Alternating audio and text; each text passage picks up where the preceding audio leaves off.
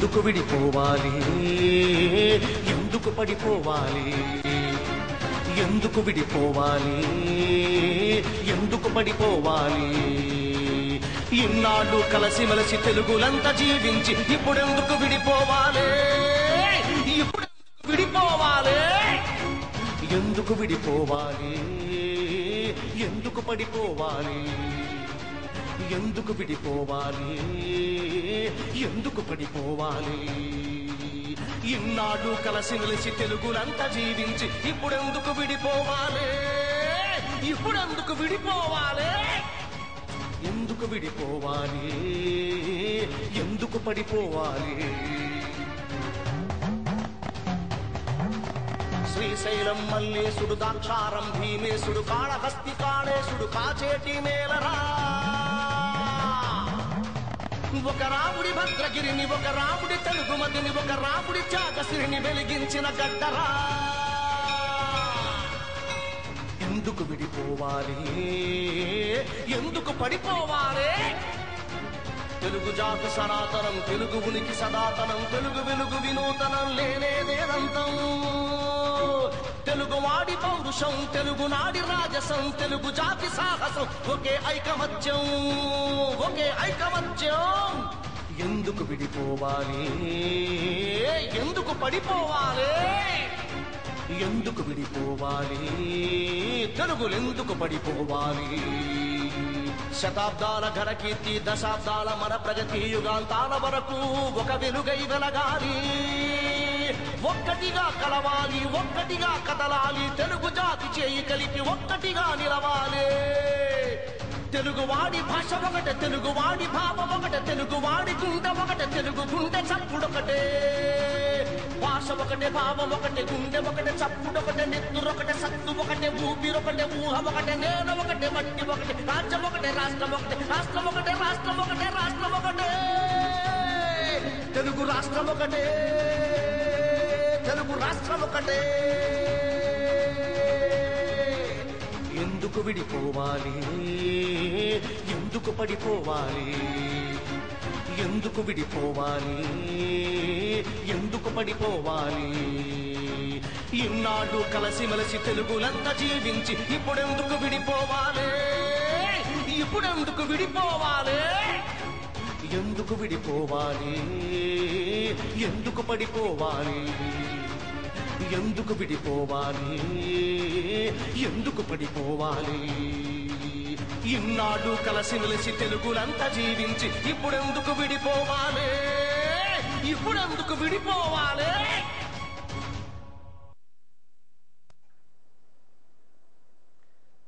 గోదావరి తీరంలో సమైక్య గళం కార్యక్రమానికి స్వాగతం.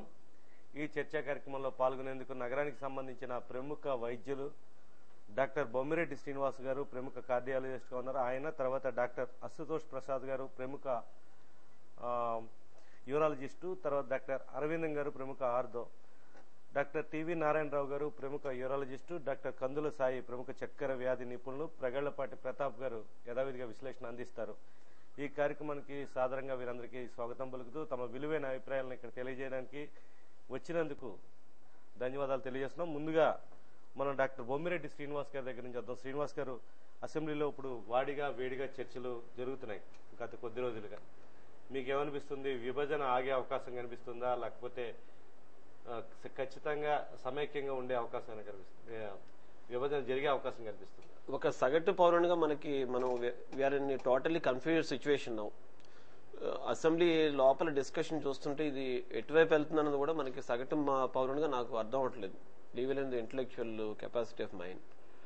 సో ఈ పొలిటీషియన్స్ ఏంటంటే బయట కూడా చెప్తున్నారు, లోపల మాట్లాడుతున్నారు. బట్ ఏంటంటే ఇది ఈ మొత్తం ఈ మూవ్మెంట్ అనలైజ్ చేస్తే ఒక ఉద్యమ లీడర్ చెప్పినట్టుగా ఒక పిడికడి మంది స్వార్థానికి వాళ్ళ రాజకీయ నిరుద్యోగాన్ని దూరం చేసుకోవడానికి స్టార్ట్ అయింది. అది వాళ్ళే ఒప్పుకున్నారు. సో కేవలం వాళ్ళ స్వార్థాన్ని మన తెలుగు జాతి అంతా బలవుతుంది తప్ప ఇది మనకి అటు తెలంగాణ ప్రజలకి ఇటు ఆంధ్ర ప్రజలకు కూడా మనకి ఉపయోగపడదేమో అనిపిస్తుంది నా కామన్ మ్యాన్ గా నా ఆలోచనలో. ఇది నెక్స్ట్ ఈ సమైక్యాంధ్ర ఉద్యమం అనేది ఒక పొలిటికల్ మూవ్మెంట్ కాదు, ఒక పొలిటికల్లీ ప్రాంప్టెడ్ ఉద్యమం కూడా కాదు. ఇది కేవలం ప్రజల మధ్యలోంచి పుట్టింది. వాళ్ళు కొంతమంది ఆరోపిస్తున్నట్టుగా ఇది పెట్టుబడిదారుల ఉద్యమం, ఇది కేవలం వాళ్ళ ఇంట్రెస్ట్ ని వాళ్ళ పెట్టుబడిని కాపాడుకోవడానికి చేసే ఉద్యమం అంటారు. ఇది కేవలం ఒక దుష్ప్రచారమే తప్ప సగటు డాక్టర్ రాజమండ్రిలో ప్రాక్టీస్ చేస్తూ డాక్టర్ నాకు హైదరాబాద్ ఏ రకమైన పెట్టుబడి లేదు. బట్ ఏంటి స్టేట్ విడిపోతుందంటే ఒక రకమైన సైకలాజికల్ డిప్రెషన్. మాకు ఒక ఫ్యామిలీ విడిపోతే ఎంత ఫీల్ అవుతామో స్టేట్ లో కూడా అదే విధంగా ఫీల్ అవుతున్నాం. నెక్స్ట్ ఇంకొక చిన్న ఇబ్బంది ఏంటంటే ఇక్కడ ఏ రాష్ట్రం విడిపోయినా వాళ్ళ క్యాపిటల్ అనేది విడిపోయిన రాష్ట్ర వాళ్ళు కొత్త క్యాపిటల్ నిర్మించుకుని అక్కడ వెళ్ళడం జరిగింది. ఇప్పుడు ఛత్తీస్గఢ్ కానీ జార్ఖండ్ కానీ లేదా ఉత్తరాఖండ్ కానీ. బట్ ఇక్కడ పరిస్థితి చాలా డిఫరెంట్ గా ఉంది. ఆల్రెడీ ఎస్టాబ్లిష్డ్ క్యాపిటల్ 60 years నుంచి మొత్తం అందరూ కలిసి మెలిగిన క్యాపిటల్ ని మనం కేవలం వెళ్ళగొట్టబడుతున్నాం తప్ప ఇది విభజించడం కాదు. ఇది మనసుకి చాలా బాధగా అనిపిస్తుంది మనకి. తర్వాత ఈ రిపర్కేషన్స్ ఎలా ఉంటే తెలియదు కానీ ఇప్పుడు అది విడిపోవడం అనేది ఒక ఫ్యామిలీని బలవంతంగా విడగొడుతున్నట్టు అనిపిస్తుంది, ఇష్టం లేకుండా. ఒక ఇష్టం లేని విడాకుల టైప్ లో జరుగుతుంది ఇది కేవలం. ఇదంతా కూడా ఇది కేవలం 4-5 ఒకళ్ళ స్వార్థ ప్రయోజనాలను మనకి ఫుల్ఫిల్ చేయడం తప్ప ప్రజలకు ఏ రకంగా కూడా ఉపయోగపడదు. ఇది సైకలాజికల్ గా చాలా మనకి దురదృష్టకరమైన మూమెంట్. తెలుగు జాతి అంతా కూడా మనకి రాను రాను చాలా గడ్డుకాలను ఎదుర్కోవాల్సి వస్తుంది అనిపిస్తుంది. ఇంకొక చిన్న ఇంపార్టెంట్ పాయింట్ ఏంటంటే ఇప్పుడు ఈ విద్వేషాలు రెచ్చగొట్టడం వల్ల ఏంటంటే ఇప్పుడు మనం కలిసి ఉండగలమని కూడా ఒక బాధ అనిపిస్తుంది మనకు. మనం నిజంగా కలిసి వాళ్ళు బలవంతంగా చేసినా మరి కాపురం చేయగలమని కూడా తెలియదు మనకి. ఎందుకంటే ఆ స్టేజ్కి వచ్చినట్టు కనిపిస్తుంది. సో మరి ఫస్ట్ ప్రపోజల్ అయితే మనం సమైక్యాంధ్రగా ఉంచితే మనకి విల్ బి హ్యాపీ.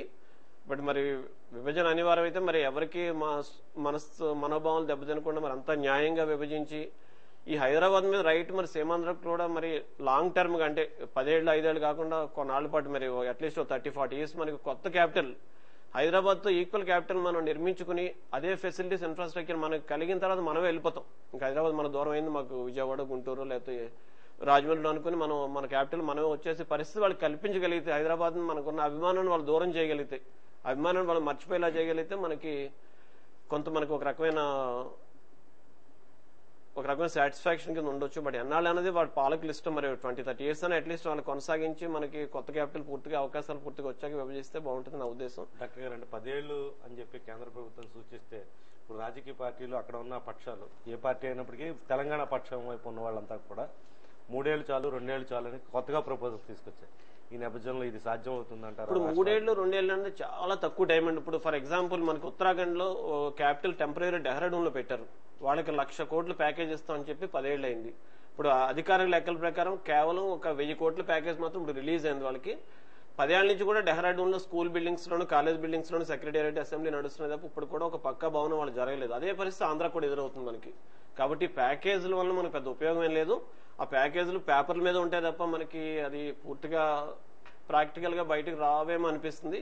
బట్ ఏదైనా మనం ఇప్పుడు హైదరాబాద్ స్థాయిలో ఒక క్యాపిటల్ నిర్మించాలంటే ఒక 30-40 years పడుతుంది. మేబీ మేము చూడమేమో, అది మాకు తెలియదు, మా పిల్లలు చూస్తారని తెలియదు. కాబట్టి 2 ఏళ్ళు 3 ఏళ్ళు అనేది మరీ తక్కువ టైం అండి. అట్లీస్ట్ ఒక 15-20 years అని మినిమం టైం పడుతుంది మనకి ఒక మాదిరి క్యాపిటల్ అని మనం చేసుకోవాలంటే. మళ్ళీ మీ దగ్గరికి వద్దాం.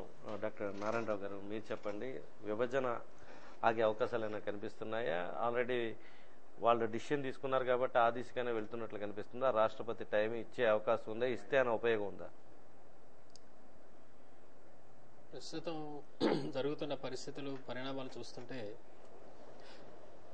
విభజన జరగడానికి ఎన్ని ప్రయత్నాలు జరుగుతున్నాయో విభజన ఆపడానికి కూడా అన్ని ప్రయత్నాలు జరుగుతున్నాయండి. ప్రజాస్వామ్యానికి ఒక పరీక్ష మనకి ఇప్పుడు భారతదేశం అంతటా కూడా కనపడుతోంది. ఒకటేంటంటే ఏదైనా ఒక నిర్ణయం తీసుకునేటప్పుడు మెజారిటీ ప్రజల ఇష్టాయిష్టాలకి విరుద్ధంగా కూడా ఆ నిర్ణయం తీసుకోవచ్చు అనేది భారతదేశ ప్రజలందరూ కోరుకుంటున్నారా ఈ ప్రజాస్వామ్యంలో అన్నదానికి ఒకటి సమాధానం మనం వెతుక్కోవాల్సి ఉంది. 2, రాజకీయ నాయకులు తీసుకోవలసిన నిర్ణయం ఇది. ఆయా శాఖల్లో ఎక్స్పర్ట్స్ అయినటువంటి వాళ్ళు, సైంటిస్టులు అయినటువంటి వాళ్ళు, నిష్ణాతులు అయినటువంటి వాళ్ళు, శాస్త్రాలతో సంబంధం ఉన్నటువంటి వాళ్ళు తీసుకోవాల్సిన నిర్ణయం అన్నది మనం నిర్ణయించుకోవాలి. ఎందుకంటే ఈ ఉద్యమంలో రకరకాల విషయాలు మనకి బయటకు వచ్చాయి. ఒకటి, అందరూ చెప్తున్నది ఏంటంటే ఒకే ఊరిని ఎక్కువగా డెవలప్ చేస్తే ఇలాగే ఉంటుంది, అన్ని ఊళ్ళు డెవలప్ చేస్తే ఇలా జరగదు అని. నేను ఒకటే అడుగుతాను, మహారాష్ట్రలో బాంబే డెవలప్ అయినట్టుగా ఇంకే ఊరు డెవలప్ అవ్వాలి?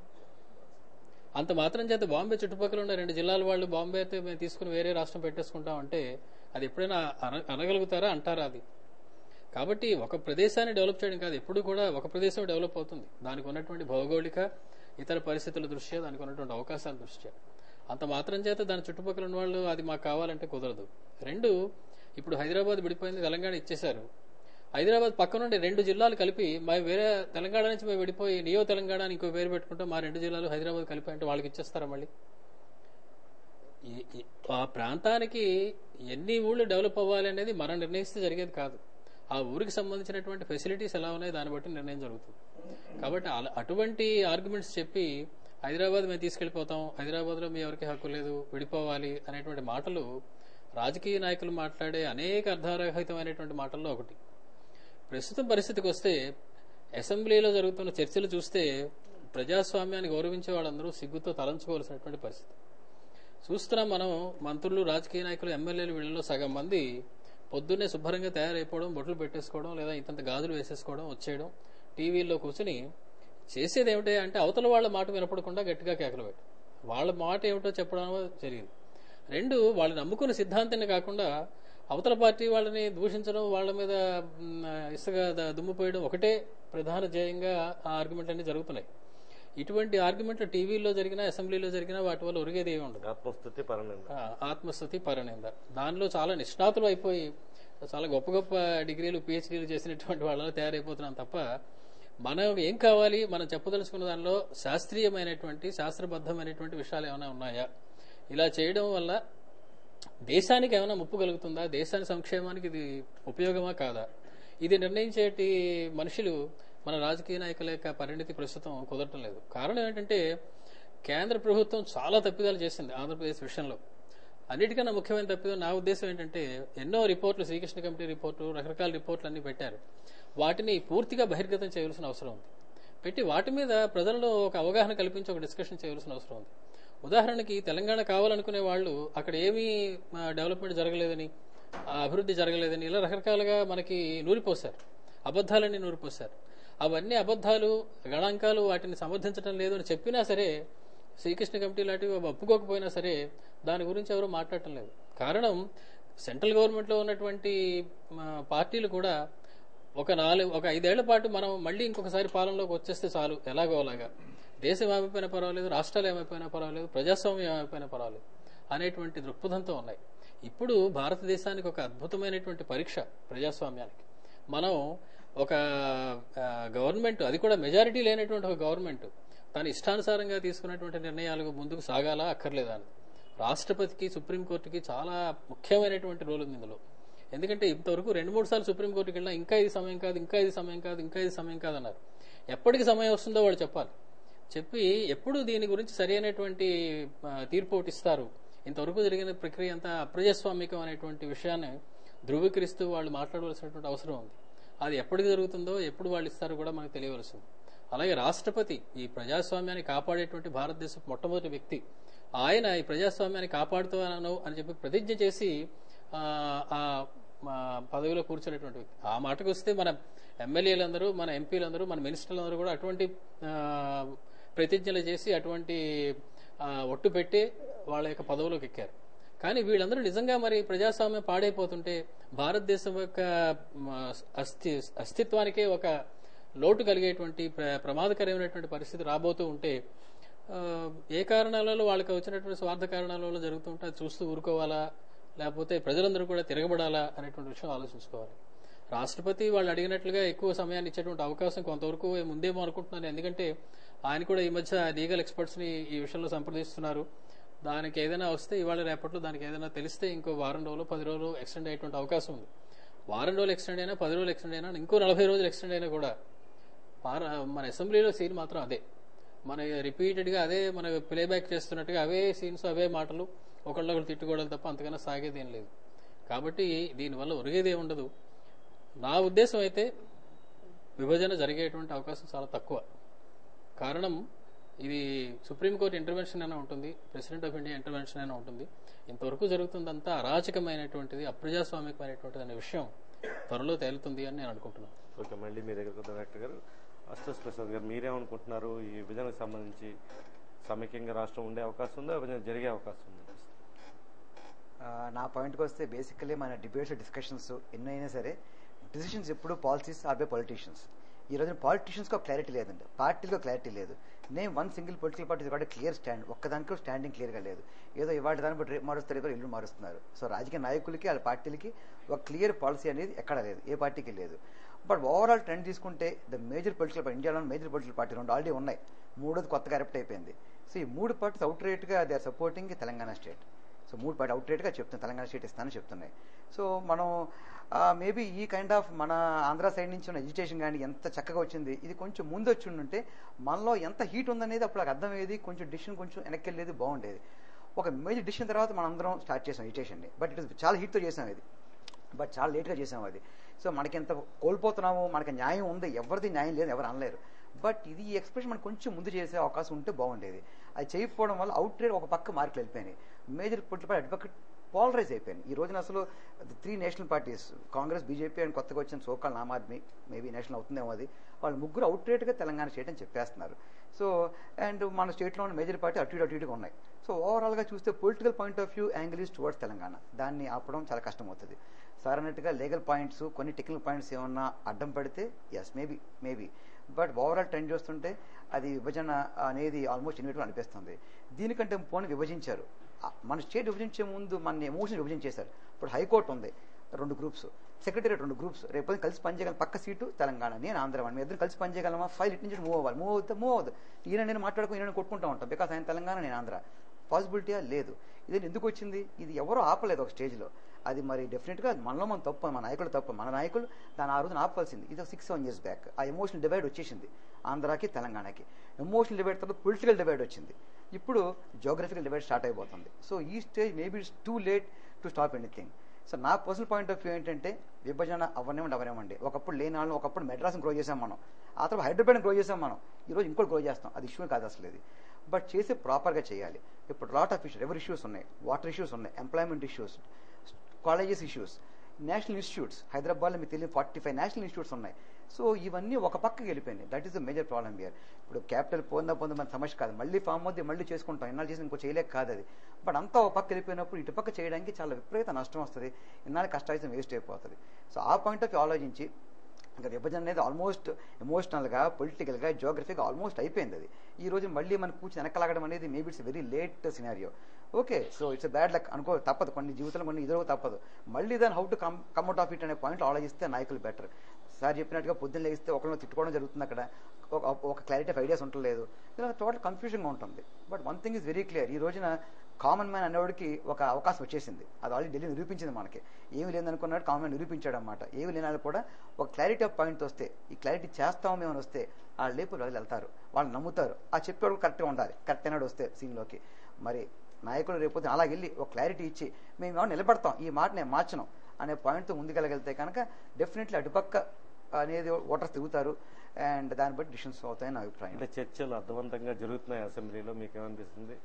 ఇలా ఉంటే కనుక ప్రజాస్వామ్యం ఎటుకుపోతుంది అనిపిస్తుంది. ఎగ్జాక్ట్లీ సార్, ఈ చర్చలు జరుగుతున్న ఈ యాంగిల్ చూస్తుంటే, నిన్న చర్చ చూస్తే అంతా బొమ్మల గురించి, అసలు అది ఏ రిలవెన్స్ ఉందని మనకి ఈ టాపిక్, ఇవాళ టాపిక్కి మనం డిస్కస్ చేస్తున్నాం, రాష్ట్రపతికి టైము ఈ డిస్కస్ చేస్తున్నాం, అది బొమ్మల టాపిక్ ఎందుకు? అక్కడ ఎవరో టాపిక్ ఎత్తారు, పోన్లే మనకు క్వైట్ ఉండాలి, అట్లీస్ట్ టాపిక్ డైవర్ట్ చేయకూడదు. అందరూ ఆ టాపిక్ వెళ్ళిపోయారు, నేను అంత అసెంబ్లీ అంతా బొమ్మల గురించి అయిపోయింది. సో అలా రోజుకి ఒక టాపిక్ మారిపోయి అసలు టాపిక్ బయటకు వచ్చేస్తున్నాం మనం. అసలు మన టార్గెట్ ఏంటి, మనం ఏమనుకుంటున్నాం? పోనీ విభజించారు తప్పదు అనుకున్నాం, విభజిస్తే ఎస్ మాకు స్టేట్ క్యాపిటల్, డాక్టర్ అన్నట్టుగా ఎక్కడ క్యాపిటల్, ఎలా డెవలప్ చేస్తారు దాన్ని, అది ఎక్కడన్నా ఊహాగానం ఉందా? ఏమీ లేదు, వెళ్ళిపోండి, ఇది వదిలేసి వెళ్ళిపోండి. ఎక్కడ వెళ్ళిపోతే అడుగులో పెట్టారు, ఏ అడుగులో పెట్టేస్తారు? సో ఆ క్లారిటీ అసలు నేషనల్ లెవెల్ నుంచి అన్ని చోట్ల రావాలి. ఊరికే వాళ్ళు ఉద్వేగపరంగా ఏదో మైకులు స్పీచ్ ఇచ్చేసి జనాలు ఎమోషన్ రెచ్చగొడుతున్నారు. జనాలు మనం ఏంటి ఎమోషనల్ అయిపోతున్నాం మనం, బట్ ప్రాక్టికల్గా మనం ఆలోచించట్లేదు. ఓకే, విభజన అనేది ఇంకా ఆల్మోస్ట్ తప్పదనిపిస్తుంది. అయితే పరిస్థితి నెక్స్ట్ ఏంటి? ఇప్పుడు మనకి లాట్ ఆఫ్ రిసోర్సెస్ ఉన్నాయి. To be very frank, Andhra side నుంచి చూస్తే మన సాయిల్ ఉంది, వాటర్ ఉంది, కోస్ట్ ఉంది, అన్నింటిని మించి హార్డ్ వర్క్ ఉంది, ఇన్నోవేటివ్నెస్ ఉంది. ఇది ఉండటం వల్లే మనం ఎంతకాలం గట్టెక్కాం. సో కానీ మనమే డెవలప్ చేసాం అనుకుంటున్నాం, వాళ్ళు కాదన్నా సరే. సో ఇవన్నీ మనకే ఉంటాయి, ఎక్కడ పోతే మళ్ళీ మనం స్టార్ట్ చేసుకుందాం. But give us a proper channel, ఒక రూట్, ఒక ప్రాపర్ నాయకుడు, ఒక ప్రాపర్ పద్ధతి, అది ఎక్కడ డెఫినెట్ కనపట్లేదు. సో మనకి నిజంగా హైదరాబాద్ ఇచ్చినా ఇవ్వకపోయినా ఈ రాజకీయాలు ఈ రకం ఉంటే మాత్రం అసలు ఏది ముందుకెళ్ళదు. మళ్ళీ మీ దగ్గరికి వద్దామండి. సాయి గారు, మీరు చెప్పండి, మీకు ఏమనిపిస్తుంది? ఇప్పుడు హైదరాబాద్ విడిపోయి వాళ్ళకి వెళ్ళిపోవడం వల్ల వైద్యపరంగా మనకు వచ్చే నష్టం ఏంటి? కోస్తాంధ్రకు కానీ సీమాంధ్రకు, ఈ ప్రాంతాన్ని అందరికీ కూడా ఏ విధమైన నష్టాలు జరిగే అవకాశం ఉంది? ఒకవేళ విభజన అంటూ ఖచ్చితంగా అనివార్యమైతే మనం ఎప్పటికీ కోలుకునే అవకాశం? ముందుగా మా 5 డాక్టర్కి అవకాశం ఇచ్చిన సిసి ఛానల్కి, భాస్కర్ గారికి, ప్రతాప్కి మా అందరి తరఫున సిన్సియర్ థ్యాంక్స్. నాకు చెప్పినట్టు మేము పొలిటికల్గా డిస్కస్ చేయడానికి, ఓపెన్ చెప్పడానికి అంత నాలెడ్జ్ కానీ ఎక్స్పీరియన్స్ కానీ లేదు. ఫస్ట్ నేను ఆశ్చర్యపోతున్నాను అస్ట్రోషన్లో మాట్లాడుతున్నప్పుడు, శ్రీనివాసంలో మాట్లాడుతున్నప్పుడు. సో అందరికీ సబ్ కాన్షియస్గా కొంత ఐడియా ఉంది ఏమవుతుందని, ఎవరు ఎక్స్ప్రెస్ చేయట్లేదు.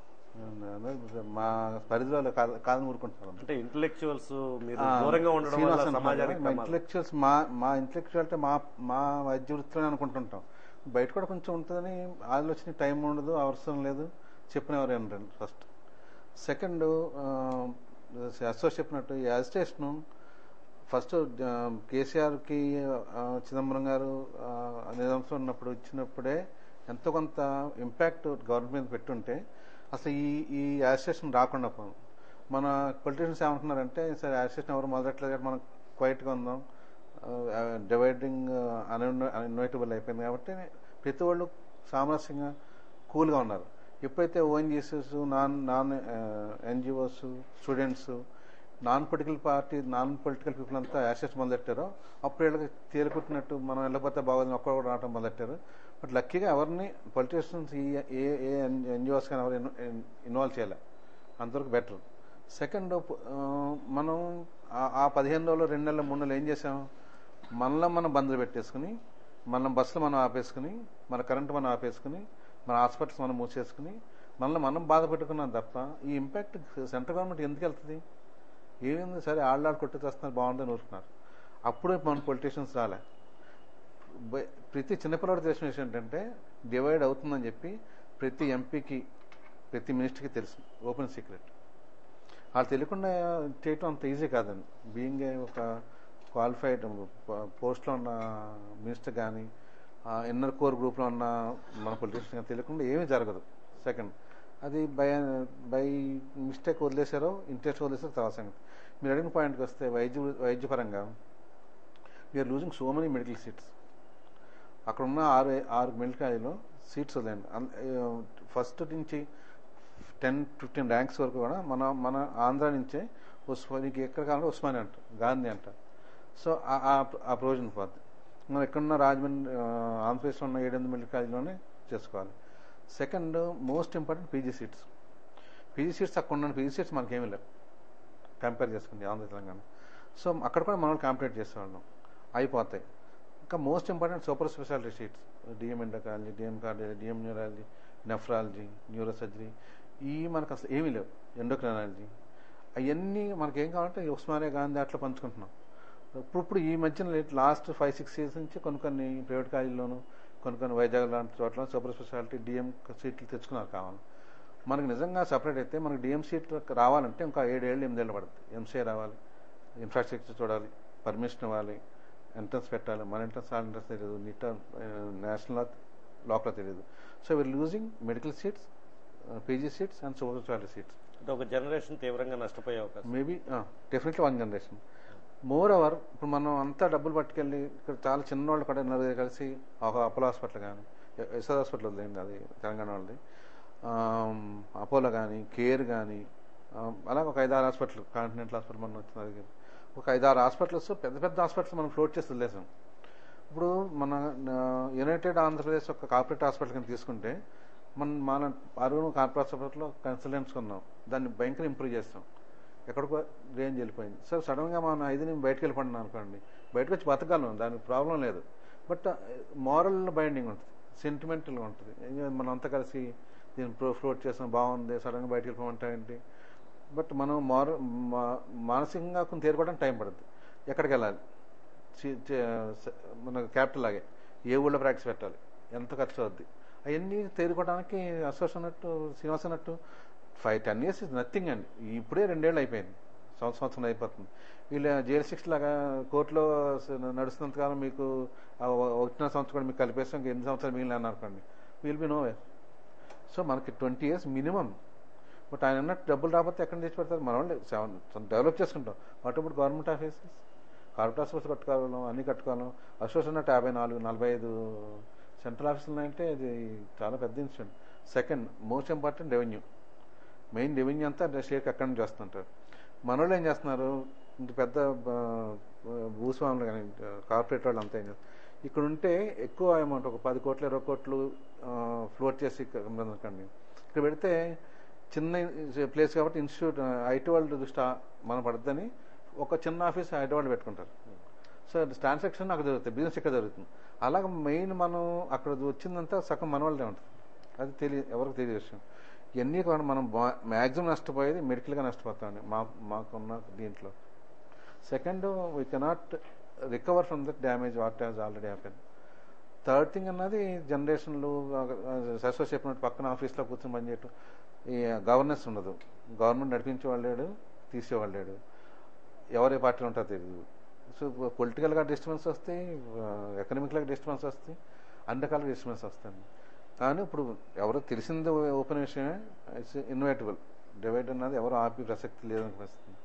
అయితే ఇప్పటి నుంచి మనం ప్లాన్గా చేసుకుని ఎక్కడెక్కడ క్యాపిటల్ ఉండాలి, ఎవరెవరు చేయాలి, ఏమేమి చేసుకోవాలని అన్ని వర్గాలు, ఒక మెడికల్ కానివ్వండి, క్లాత్ బిజినెస్ కానివ్వండి, ఇంకొక బిజినెస్ కానివ్వండి, ప్లాన్డ్గా ఉంటే అన్నీ కూడా అది వాళ్ళు సపరేట్ అయ్యి క్యాపిటల్ ఏరియా ఇచ్చేటప్పటికి మనం మోరల్గా కొంచెం ఎకమిల్గా బైండ్ ప్లాన్డ్గా ఉంటాం. అది కాకుండా ఇంకా ఏమీ చెప్పకుండా ఎక్కడిస్తామో తెలియదు, ఇస్తారో లేదో తెలియదు. ఇంకా కిరణ్ కుమార్ గారు ఇంకా ఫైట్ చేస్తాం, ఆఖరి బాల్ వరకు ఆడతానంటారు, ఆఖరి బాల్ ఎప్పుడు వస్తుందో తెలియదు, ఆడతాడో లేదో తెలియదు. ఈ లోపల అవతల ఛాలెంజెస్ నుంచి బాంబేలోకి వెళ్తాడో, బాంబే నుంచి కలకత్తా రైడర్స్కి వెళ్తాడో తెలియదు. So we are in a dilemma position. But మాకు పర్సనల్గా ఉన్న డివైడర్కి తేడా లేదు. బట్ వాళ్ళు అన్నట్టు మోరల్గా ఏదో మన కంట్రీ, మన రాష్ట్రం, మన క్యాపిటల్, మన రాజధాని కింద చిన్నప్పటి నుంచి బ్రాటప్ లైక్ దట్. కాబట్టి రేపు హైదరాబాద్ వెళ్ళినా ఇప్పుడు మా కొలీగ్స్ ఏమంటారు, అన్న రేపటి నుంచి నాకు ఎస్టీడీ వద్దే, నాకు పే చేయాలి, ఎస్టీడీ వద్దు, రేపు నుంచి మాట్లాడేసుకోండి. అలాగా వెళ్తే మనం ఏదో కొత్త ఇంట్లోకి వెళ్ళినట్టు ఉంటుంది. హైదరాబాద్ వెళ్ళినా వీరు ఫారినర్స్ రకాల ఇబ్బందులు. డాక్టర్ గారు మళ్ళీ మీ దగ్గరతో అరవింద్ గారు మీరు చెప్పండి, ఈ పరిస్థితికి దారితీసిన కారణాలు ప్రధానంగా రాజకీయ పక్షాలు అన్నది చాలా మంది చెప్తున్న అభిప్రాయం. మీరేమంటారు? ఇప్పుడు విభజన అనివార్యంగా జరిగితే మన వైద్యపరంగా జరగబోయే నష్టాలన్నీ కూడా వివరించడం జరిగింది. మనం కోలుకోవాలంటే తక్షణం ఇప్పటి నుంచి చేయాల్సిన ఎక్సర్సైజ్ ఏంటి? విడిపోయినా విడిపోకపోయినా మనం ఈ ప్రాంత ప్రజలు ఏ విధంగా డెవలప్మెంట్ మీద ఇక ముందు నాయకులుగా, ఇక్కడున్న నాయకులుగా వీళ్ళందరూ కూడా ఏ విధంగా దృష్టి పెట్టుకోవాలి, ఇక నుంచే మనం ఏ విధంగా మేల్కోవాలి? విభజన అనివార్యం ఉన్నప్పుడు కొత్త రాజధానికి ఎప్పటి నుంచే ప్లాన్ చేసుకోవాలండి. అది ఈ మన జిల్లాలో ఏ జిల్లాలో పెడతారో అక్కడ పెట్టి, ఇప్పుడు మనం అందరం ఇక్కడి నుంచి హైదరాబాద్ వెళ్ళి రాజధాని కాబట్టి అక్కడికి వెళ్తున్నాం.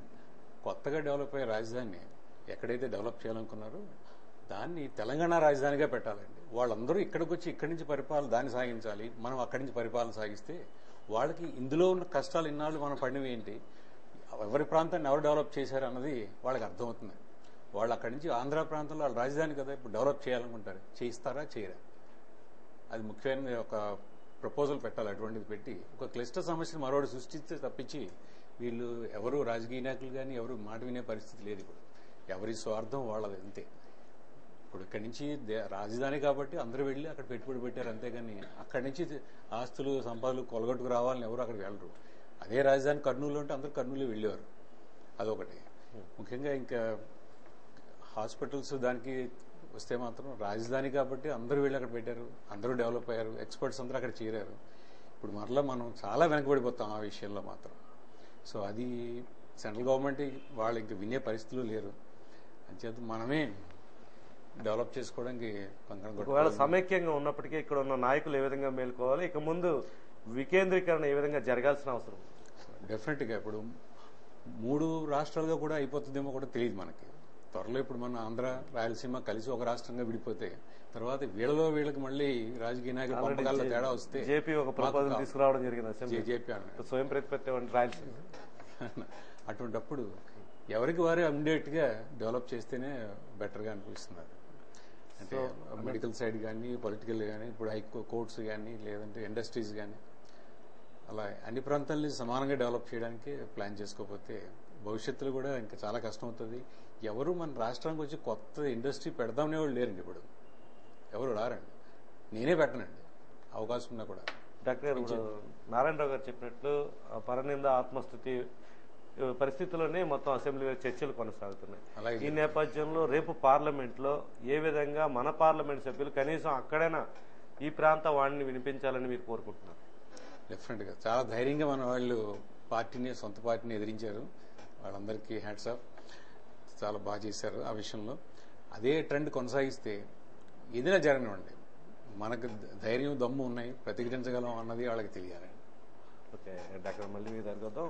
ప్రతాప్ గారు, మీ విశ్లేషణ ఏ విధంగా ఉంది? నిన్న ఈరోజు చర్చలు జరుగుతుంటే అక్కడ తెలంగాణ ప్రాంత నాయకులు అసెంబ్లీలో మాట్లాడుతున్నప్పుడు ఆంధ్రపత్రికలో వచ్చిన వార్తలను, పాత వార్తలను ఉటంకిస్తున్నారు. మన సీమాంధ్ర ప్రాంత నాయకులు మాట్లాడుతున్నప్పుడు గోల్కొండ పత్రికని ఉదహరిస్తున్నారు. ఈ రెండు విశ్వసనీయతలో తీసుకున్న నాయకులు ప్రాంతాల వారీగా మాత్రం వేరేగా మాట్లాడుతున్నారు. ఈ పత్రికలు మాత్రం వాళ్ళు ప్రాతిపదికగా తీసుకుని దాన్ని కోట్ చేసి మాట్లాడుతున్నారు. మీకేమనిపిస్తుంది? అసలు ఫస్ట్ ఆలోచిస్తే పత్రికల్లో వచ్చిన పాత వార్తలు, పాత పద్ధతులు, లేకపోతే తెలంగాణని మేము డెవలప్ చేసాము, లేకపోతే మా ఆంధ్రప్రదేశ్ని మన తెలుగువారు వెళ్ళి అక్కడ డెవలప్ చేశారు, ఇవన్నీ కూడా ఇవాళ ప్రస్తుత సామాజిక పరిస్థితుల్లో పనిచేయని పరిస్థితి. ఆ రోజు కర్నూలు చేసినప్పుడు కర్నూలు మనం ఆ మెడ్రాస్ నుంచి కర్నూలు వచ్చేసిన పరిస్థితులు వేరు, ఇవాళ ఉన్న పరిస్థితులు వేరు. కారణం ఏంటంటే ఆ రోజు ఒక పేపర్ తప్పితే ఇంకొకటి లేదు, లేకపోతే వార్తలు రేడియోలో విండి కానీ లేకపోతే పేపర్ చదవడం తప్పితే. ఇవాళ మాధ్యమం పెరిగిపోయింది, మీడియా పెరిగిపోయింది. ఇవాళ ఏం జరుగుతుంది ఇక్కడ అన్నది ఒక 10 నిమిషాల్లో బయటకు వచ్చేస్తుంది.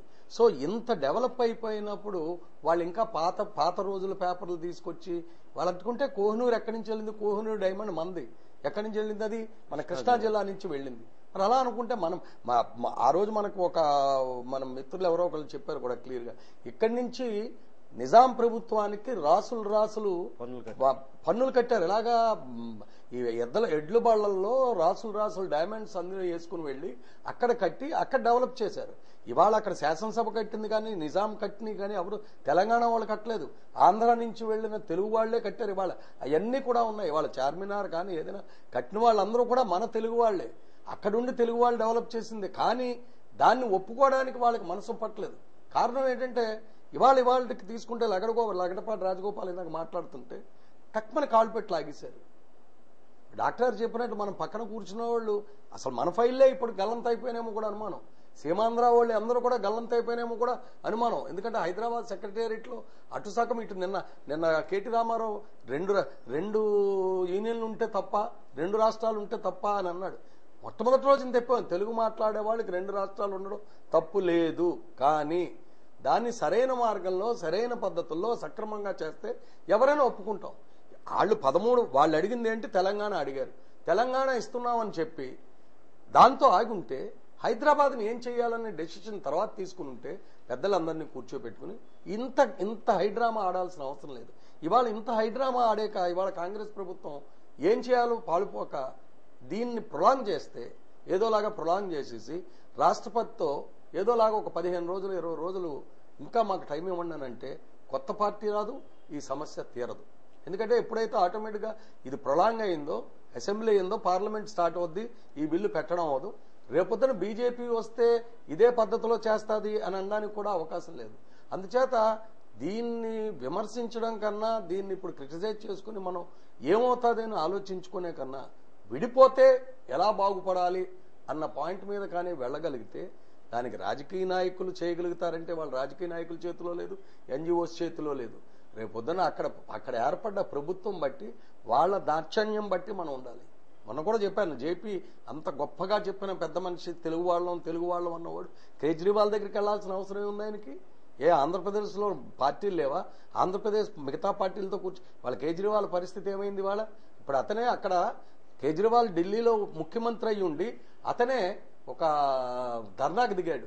అంటే అక్కడ కాంగ్రెస్ ప్రభుత్వం ఉంది, పక్కనేమో ఈ కేజ్రీవాల్ ఆప్ ఆద్మీ పార్టీ ఉంది, వాళ్లే కొట్టుకుంటున్నారు. రేపొద్దున నిజంగా మనం హైదరాబాద్ లో 10 సంవత్సరాలు కలిసి ఉండాలంటే నీ ఎమ్మెల్యేకి నేనెందుకు ఇవ్వాల్సిన అవసరం ఏంటి? నాకు నీ ఎమ్మెల్యేని పక్క పోమని ఈడనొచ్చు, నీ ఎమ్మెల్యే ఇటొచ్చాడు ఏంటని ఈడనొచ్చు. ఇవన్నీ చాలా తలతిక్కమని అవసరం లేని పనులు చేసి ప్రజల్ని గందరగోళం చేశారు. డాక్టర్ గారు చెప్పినట్టు సుప్రీంకోర్టు చిన్న ఉదాహరణ చెప్పొచ్చు కానీ ఉరిశిక్ష అన్నదాన్ని నిన్న చాలా గొప్పగా ఉరిశిక్ష పడ్డవాడిని వెంటనే ఉరితీయండి, వాడు లేదంటారా మీరు అమలు చేసేది ఏదో చేయండి, అంతేగాని ఇంత ప్రొలాంగ్ చేయొద్దన్నారు. కారణం ఏంటంటే వాడు మనోభావాలు దెబ్బతింటున్నాయి, మనస్సు కకావికలం అయిపోతుంది. ఇదే పరిస్థితి ఇవాళ మనకు ఆంధ్రప్రదేశ్లో ఇన్ని లక్షల మంది ఇవాళ మనం సమ్మె చేసిన 2 నెలలు చిన్న పెద్ద ఆడ మగ ఎన్జిఓస్ అనుకోండి, ఇంత చేసినా సుప్రీంకోర్టు ఇది టైం కాదనడం చాలా తప్పు. అది మనం తప్పని అనకూడదు. అది ఎందుకు అలాగన్నదో తెలియదు. ఎందుకంటే అప్పుడే దాన్ని ఆప్ చేయొచ్చు. రేపొద్దున సుప్రీంకోర్టు నుంచి కూడా డెసిషన్ సుప్రీంకోర్టు ఆపుతుంది అన్నాను కూడా అవకాశం లేదు. ఎందుకంటే సుప్రీంకోర్టు ఏమైనా ఆపుద్ది? కేంద్ర ప్రభుత్వం చేతిలో ఉంది. పార్లమెంట్ ఒప్పుకున్నప్పుడు 2 రాష్ట్రాలు విడగొట్టడానికి అవకాశం ఉంది. సుప్రీంకోర్టు ఏం చేస్తుంది? ఇది పద్ధతి కాదు, ఈ పద్ధతిలో చెయ్యి అంటది, కానీ మీరు విభజన చేయడానికి వీలు లేదు అని చెప్పడానికి లేదు. అలాగే రాష్ట్రపతి కూడా విభజన చేయడానికి వీలు లేదని చెప్పలేడు. పార్లమెంట్లో ఒకసారి బిల్లు పాస్ అయ్యాక రాష్ట్రపతి దగ్గరికి వెళ్ళాక ఒకవేళ రాష్ట్రపతి వెనక్కి పంపిస్తే మళ్ళీ రెండోసారి పార్లమెంట్లో ఒకవేళ పాస్ అయితే రాష్ట్రపతి ఎట్టి పరిస్థితుల్లోనూ ఒప్పుకోవాలి దాన్ని. అందుచేత ఇప్పుడు మనకున్న పరిస్థితి చాలా గడ్డు పరిస్థితి. దీనికి మేధావులందరూ చెప్పినట్టుగా ఒక మంచి రాజకీయ నాయకుడు, ఒక మంచి శక్తి ఎవరైనా ఉండి ఒకవేళ నిజంగా విడిపోతే రాష్ట్రాన్ని ఎలా డెవలప్ చేస్తారు అన్న పాయింట్ మీద వెళ్తే బాగుంటుందని నా. ఓకే, శ్రీనివాస్ గారు ఏం చెప్తారు? ఇప్పుడు రాష్ట్రపతి మీద కూడా హోప్స్ సన్నగిల్లే వాతావరణం కనిపిస్తుంది. ఆయన గడువు 15 రోజుల వరకు పెంచొచ్చని కేంద్ర హోంశాఖ సూచించిన వాతావరణం ఉంది. అంతకు మించి పెంచకండి, 15 రోజుల లోపల తేల్చండి అని. ఆ 15 రోజుల్లో ఆయన 10 రోజులు ఇవ్వచ్చు, 15 రోజులు ఇవ్వచ్చు, ఆయన ఇష్టం అనుకోండి, లేకపోతే మొత్తానికి ఇవ్వకపోవచ్చు. ఇలాంటి పరిస్థితుల్లో రాష్ట్రపతి అవకాశాలు సన్నగిల్లాయి. సుప్రీంకోర్టులో కూడా ఇక్కడ జరుగుతున్న ప్రాసెస్ అంతా కూడా నామకే వాస్తే రాజ్యాంగబద్ధంగా చేస్తున్నట్లు పైకి వాళ్ళు రికార్డు ప్రకారం చూపించుకోవడానికి చేస్తున్న పద్ధతే కనిపిస్తుంది. ఖచ్చితంగా విభజన వైపే కాంగ్రెస్ గవర్నమెంట్ వెళ్తుంది అనిపిస్తుందా, లేదంటే ఇదంతా పొలిటికల్ గేమ్ గా ఇంకా ఎక్కువ కాలం సాగదీసి తెలుగు జాతి మధ్య విద్వేషాలు ఇంకా పెచ్చరిల్లడానికి దీన్ని ఒక మైండ్ గేమ్ కింద ఇక్కడ ప్రజలతో ఆడుకుంటుందంటారు? ఇందాక చెప్పినట్టుగానే ఇది టోటల్లీ కన్ఫ్యూజన్ గా ఉందండి. మనకి మన దేశం ప్రపంచంలో అతి పెద్ద ప్రజాస్వామ్య దేశంగా పేరుంది. బట్ యాక్చువల్గా మనం అనలైజ్ చేసుకుంటే మనది ప్రజాస్వామ్య దేశం కాదని, కేవలం 1-2 వ్యక్తుల మీద ఆధారపడి ఉన్న ప్రజాస్వామ్య వ్యవస్థ. మనం రీసెంట్ గా మీరు ఇంపార్టెంట్ డెవలప్మెంట్స్ చూసే ఉంటారు. లాస్ట్ 3-4 months లో 2 ఇంపార్టెంట్ డెసిషన్స్, క్యాబినెట్ డెసిషన్ అయిపోయి ప్రెసిడెంట్ దగ్గరికి వెళ్ళింది. కేవలం ఒక వ్యక్తి దాన్ని ఇష్టపడకపోవడం ఇమీడియట్ గా డెసిషన్ రివర్స్ చేస్తారు. నిన్న కూడా ఒక ఇంపార్టెంట్ డెసిషన్ జరిగింది ఆ వ్యక్తి రికమెండేషన్ మీద. మరి ఇప్పుడైనా మన అందరూ తెలుగు జాతి అంతా కలిసి మరి ఆ వ్యక్తిని అప్రోచ్ అయ్యి అతను మైండ్ సెట్ ని మార్చగలదు. ఇప్పుడు కూడా ఇది మొత్తం అయిపోవచ్చు విభజన అంతా, ఆ వ్యక్తి ఇంటర్ఫియర్ అయితే. అటువంటి అంత ఈజీగా ఉంది ఇక్కడ డెసిషన్ మేకింగ్. ఎందుకంటే ప్రజల మనోభావాలు లెక్కలేదు, పొలిటీషియన్స్ మనోభావాలు లెక్కలేవు, కేవలం 1-2 వ్యక్తులు. వాళ్ళకి ఇది తప్పని అనిపిస్తే వాళ్ళ మనసుకు రేపే చెప్పేస్తారు, నాకు ఇది విభజన చాలా అన్యాయం జరిగింది, ఒక స్టేట్మెంట్ ఇవ్వండి. ఇమీడియట్ గా the prime minister will go to the president and will withdraw the entire bill. మీరు 2 సార్లు చూస్తారు లాస్ట్ 2 months లో 2 ఇంపార్టెంట్ డెసిషన్స్ ప్రైమ్ మినిస్టర్ అక్కడి నుంచి హుటాహుటిన ఎక్కడి నుంచో వచ్చి ఇమీడియట్ గా రివర్స్ చేస్తారు డెసిషన్. నిన్న కూడా ఒక ఇంపార్టెంట్ డెసిషన్, ఒక గ్రూప్ ఆఫ్ పీపుల్ ని మేజర్ డెసిషన్, ఒక మైనారిటీ గ్రూప్ లోకి జస్ట్ ఒక మనిషి రికమెండేషన్ మీద ఇచ్చాడు. నేను వెళ్ళి అడిగితే ఇచ్చేసినట్టుగా. అంత దారుణంగా తగ్గింది ప్రజాస్వామ్య వ్యవస్థ. నెక్స్ట్ ఓన్లీ మన చిన్న ఆశా కిరణం ఏంటంటే ఇప్పుడు అదే కిరణ్ కుమార్ రెడ్డి. ఇప్పుడు ఈ యొక్క చర్చలు మనకి కొద్దిగా ఒక 10-15 రోజులు ప్రొలాంగ్ అయితే లాస్ట్ లో ఓటింగ్ జరిగి బిల్లును మనం మెజారిటీలో ఓడించగలిగితే, బిల్లు ఓడిపోయిన తర్వాత పార్లమెంట్ లో కూడా దీని యొక్క ఈ బిల్లు యొక్క విశ్వాసనీయత దెబ్బతింటది. కొంతమంది అట్లీస్ట్ కొంతమంది ఆలోచన పర్లేని ఎంపీలు ఆలోచించి దీనికి వ్యతిరేకంగా ఓట్ చేస్తే, కొంతమంది ఇప్పుడు మేజర్ పొలిటికల్ పార్టీలోంచి వచ్చి ఇప్పుడు వ్యతిరేకంగా పార్లమెంట్ లో బిల్లు వేయకపోతే మాత్రం ఎవరు వచ్చి నేను చేయలేరు. కొత్త గవర్నమెంట్ వచ్చాక అది మన అదృష్టం. వాళ్ళు కూడా వాళ్ళ మైండ్ సెట్ మార్చుకుని చాలా ప్రజాస్వామ్యంగా జరిగింది కాబట్టి మేము దీన్ని ఆలోచించి మళ్ళీ ఒక ఏదో గ్రూప్ ఫామ్ చేసి ఒక ఏదో చేసి చేద్దామని అనొచ్చు. బట్ అన్ని అయిన తర్వాత కూడా అస్తోష్ చెప్పినట్టుగా ఇప్పుడు మనం అన్ని చేసుకుని సమైక్యం ఉంటే ఎన్నాళ్ళు సమైక్యం ఉండగలం, ఎన్నాళ్ళు ఇది మరి జరుగుద్ది అన్నది కూడా ఆలోచనగా అందని విషయం ప్రస్తుతానికి నా ఆలోచన. సగటు మానవుని నా ఆలోచన అందట్లేదు. మరి ఏం జరుగుతుందని తెలియదు. బట్ నేను మనసవాచ సమైక్యాంధ్రంగా ఉండాలని కోరుకుంటున్నాను. ఈ అసెంబ్లీలో మరి వాళ్ళు కొంచెం వివేకవంతంగా ఆలోచించి ఓటింగ్కి వెళ్ళి దీన్ని బిల్లును మనం సమర్థవంతంగా ఓడించి, ఆ ఓడించిన బిల్లు ప్రెసిడెంట్ చేతిలో పెడితే ఆయన మరి ఏమైనా మానవతా దృక్పథంతో ఆలోచించి ఆయన చేస్తే చేయొచ్చు. ఈ లోపు కేసు కోర్టు కూడా సుప్రీంకోర్టు ఈ ప్రాసెస్ ను తప్పు పట్టవచ్చు. ఈ టోటల్ డివిజన్ తప్పట్లేదు, but the way it is going on it can be తను తప్పట్టు సుప్రీంకోర్టు. అటువంటి దాంట్లో కూడా ఇది కొంత డిలే అవ్వచ్చు. బట్ ఫైనల్ డెసిషన్ అనేది మరి నేను చెప్పినట్టుగా వ్యక్తి కన్విన్స్ అయితే అవుద్దాం ఇది. ఓకే, మళ్ళీ మీద కదా నారాయణ రావు గారు, అలాంటి సిచ్యువేషన్ లో 2014 ఎన్నికల తర్వాత తెలంగాణ ఏర్పడదని నేను నమ్మకం ఉందా? 2 జాతీయ పార్టీలు కూడా స్పష్టంగా తెలంగాణకు అనుకూలంగానే ప్రకటనలు ఇచ్చాయి. ఆ విధంగానే వాళ్ళు దూసుకు వెళ్తున్న పరిస్థితి కనిపిస్తుంది. ఈ నేపథ్యంలో ఆ విధంగా జరిగితే ఆ ప్రాంతంలో మళ్ళీ విద్వేషాలు కానీ విభజన జరిగి తీరాలని ఆందోళన కానీ మళ్ళీ పెచ్చరిల్లే అవకాశం కనిపించడం లేదా? ఈ సమస్యకి అసలు ఏ విధమైన పరిష్కారం మీరు సూచించగలరు? సమస్యకి పరిష్కారం సూచించమని అడిగారు, బాగుంది. కానీ లేని సమస్యని సృష్టించడం జరిగింది. పరిష్కారం చూపించిన తర్వాత విభజన చేయవలసింది పోయి ఏ పరిష్కారాలు చూపించకుండా విభజన చేసేసాం తన్నుకు చావండి మీరు ఎలా పడతారో పడండి అనడం కరెక్ట్ పద్ధతి కాదు. తర్వాత నేను మొదటి నుంచి ఫీల్ అవుతున్నది ఏంటంటే ఇది తెలంగాణ పోరాటము, తెలంగాణ విభజన కోసం జరుగుతున్న వ్యవహారమే కాదు. అసలు the fight is for Hyderabad. బంగారు బాతు అక్కడ ఉంది, గుడ్లు పెడుతోంది. అది హైదరాబాద్ లేకుండా తెలంగాణ ఇస్తానంటే వాళ్ళకి కావాలా? అక్కర్లేదు. హైదరాబాద్ లేకుండా తెలంగాణ ఇస్తుంటే మనకేమైనా అభ్యంతరమా? మనకి అభ్యంతరం లేదు. సో అక్కడ వాళ్ళకైనా ఇక్కడ వాళ్ళకైనా the fight is only Hyderabad. ఈ తెలంగాణ అనేటువంటి ముసుగేసి హైదరాబాద్ లాగేసుకుని అందులో ఉన్నటువంటి సంపదని కొల్లగొట్టుకోవాలనేటువంటి ఒక కుటుంబమో రెండు కుటుంబాలు చేస్తున్నటువంటి ప్రయత్నాలు తప్ప ఇది. తర్వాత ప్రజల మధ్య విద్వేషాలు వచ్చేసి ఎలా కలిసి ఉంటాం, పక్కపక్కన కూర్చొని ఎలా మాట్లాడుకుంటాం, రోజు ఒకే ఆఫీసులో ఎలా ఉంటాం అనుకుంటాం. అవన్నీ ప్రజలు ఎప్పుడు చెడ్డవాళ్ళు కాదండి. ప్రజలు ఎప్పుడు common man is always a nice man, law abiding citizen, always respects the police, respects the law. కానీ ఇది వాడి మనసులోకి విషబీజాలు నాటినటువంటి మనుషులు కొందరు ఉంటారు. కలిపురుషుని యొక్క అపరావతారాలు వాళ్ళు ఏ ఇద్దరు కలిసి ఉన్నా చూడలేరు. వాళ్ళు కలిసి ఉండకుండా విభజన చేసేటువంటి లక్షణం వాళ్ళలో ఉంటుంది. కాబట్టి అది వాళ్ళు అలా విభజన చేస్తూనే ఉంటారు. తెలంగాణ రాష్ట్రం నిజంగా తయారైతే కూడా అందులో కొన్ని జిల్లాల్లో ఒక నాయకుడు తయారై వాళ్ళని మళ్ళీ విడిపోయేలాంటి ఉద్యమాన్ని మళ్ళీ తీసుకురాడు అనేటువంటి గ్యారంటీ ఏం లేదు. మళ్ళీ వాళ్ళల్లో జిల్లాల మధ్య భేదాలు పెట్టి ఒక రాష్ట్రం సెపరేట్ గా మళ్ళీ కావాలని తెలంగాణ మళ్ళీ 2 ముక్కలు, దాని మళ్ళీ 4 ముక్కలు, 8 ముక్కలు, 16 ముక్కలు చేయడానికి నాయకులు ఎవరు ముందుకు రారు అని అనుకోవడానికి ఎటువంటి అవకాశం లేదు. కారణం ఇదంతా పూర్తిగా స్వార్థపరమైనటువంటి రాజకీయాల యొక్క కుట్ర. అటువంటి వాళ్ళని చూసి కామన్ మ్యాన్ ఒక హెల్ప్లెస్ మ్యాన్ అయిపోయాడు. ప్రజాస్వామ్యం మీద నమ్మకం పోయింది. ఎవరు చెప్పిన మాట నమ్మడానికి లేదు. ఇప్పుడు కిరణ్ కుమార్ రెడ్డి గారు సమైక్యం అంటున్నారు, లేదు సోనియా గాంధీ అడిస్తుంది అంటున్నారు. జగన్ గారు సమైక్యం అంటున్నారు, లేదు సోనియా గాంధీ అడిస్తుంది అంటున్నారు. కేసీఆర్ గారు తెలంగాణ వచ్చేయాలంటున్నారు, లేదు సోనియా గాంధీ గారే పార్టీలో కలిసిపోతారని మాట తీసుకుని ఇస్తుంది అంటున్నారు. నిజంగా అందులో ఉన్నటువంటి రాజకీయాల్లో బాగా నిగ్గుదేలినటువంటి వాళ్ళలో కలిసి తిరిగేటువంటి వాళ్ళకి ఏమైనా తెలిస్తే తెలియాలి. కానీ మాబోటి వాళ్ళకి సామాన్య మానవుడికి అసలు ఏం జరుగుతుందో ఏం అర్థం అవటం లేదు. ఎవరిని నమ్మాలో తెలియటం లేదు, ఎవరిని నమ్మకూడదో తెలియటం లేదు. ఎవడైనా ఇవాళ సమైక్యం అంటే వాడు నిజంగా విభజన కోరుతూ సమైక్యం అంటున్నాడు, లేదా నిజంగా సమైక్యం అంటున్నాడో తెలియటం లేదు. తెలంగాణలోనే 100 మంది సమైక్యం కావాలి అని అంటున్నారుట. కాకపోతే with due respect the electronic media చేసినటువంటి ఉపకారం ఎంతుందో మన సమైక్యాంధ్ర విషయంలో కానీ తెలంగాణ విభజన విషయంలో కానీ చేసినంత నష్టం కూడా అంతే. ఒక చోట ఒక బస్సు మీద రాళ్ళు రుబ్బితే తెలంగాణ యాజిటేషన్ లో 350 సార్లు ఒకే రోజులో అది చూపించి అక్కడ ఉన్న వాళ్ళందరికీ కూడా ప్రతి క్షణం ఒక బస్సు మీద కొత్తగా రాళ్ళు విసురుతున్నట్టు ఒక ఫీలింగ్ వచ్చేసి ఒక ఉద్వేగాన్ని కలిగించేటువంటి స్థితి ఎలక్ట్రానిక్ మీడియా తేగలదు. అది బాధ్యతాయుతమైనటువంటి ఎలక్ట్రానిక్ మీడియాలో చేయదు. కానీ బాధ్యత రాహిత్యం ఉన్నప్పుడు అలాగే జరుగుతుంది. దానివల్ల మన పక్క వీధిలో ఇంకో బస్సును కొట్టారు, ఆ పక్క వీధిలో ఇంకో బస్సును కొట్టారు అని అనుకుని జనమందరూ కూడా లేచి ఒక ఉద్యమంలోకి రావడం జరుగుతుంది. ఇది మీడియా బాధ్యతాయుతంగా ఉన్న రోజుని అసలు తెలంగాణ ఉద్యమే వచ్చేదే కాదండి. అసలు వచ్చే అవకాశమే లేదు. ఇన్ని ఛానల్స్ ఉండి ప్రతి ఛానల్లోనూ ఒక బస్సు మీద రాళ్ళు వేయడానికి 300 సార్లు చూపిస్తూ ఉంటే నిజంగా మాలాంటి వాళ్ళకే ఉద్యోగం వచ్చేస్తుంది. మనం కూడా వెళ్ళి ఇంకో బస్సు మీద రాళ్ళు వేయాలి వాళ్ళ బస్సు మీద అనిపిస్తుంది. అంటే అక్కడ రాజకీయ నాయకులు, న్యాయవాదులు, జర్నలిస్టులు, ఆఖరికి వైద్యులు, అన్ని రకాల వర్గాల్ని కూడా మోటివేట్ చేసి ఒక డివిజన్ తీసుకొచ్చారండి.